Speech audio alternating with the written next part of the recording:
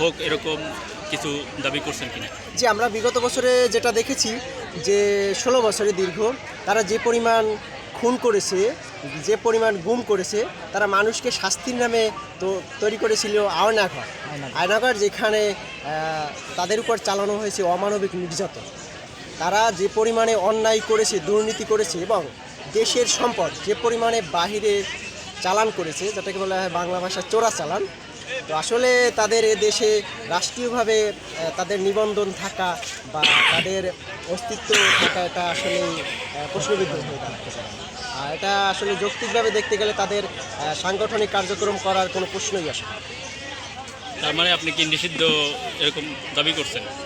জি, আমি ব্যক্তিগতভাবে এটা বলবো না, বাংলাদেশের মানুষই চায় যে বাংলাদেশে আওয়ামী লীগ এবং ছাত্রলীগ এরা যে পরিমাণে সন্ত্রাসী সংগঠন বা সন্ত্রাসী কর্মকাণ্ড করেছে, এটা বাংলাদেশের মানুষ তাদেরকে চায় না। আওয়ামী লীগবিহীন একটা বিজয় দিবস, এটা আপনার কাছে কেমন লাগবে?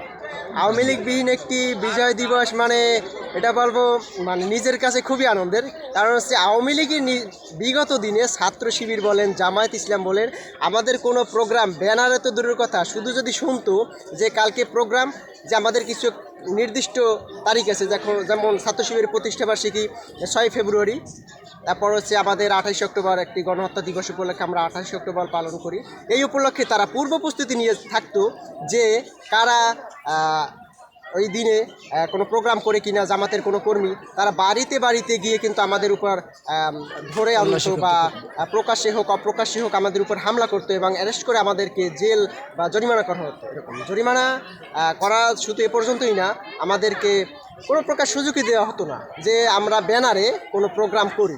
তো এখন তারা ব্যানারে নাই, তারা না থাকার কারণেই কিন্তু আমরা এই ব্যানারে প্রোগ্রাম করার সুযোগ পাচ্ছি। এটা তো আসলে আনন্দের শেষ সীমানা চলে গেছে অতিরিক্ত।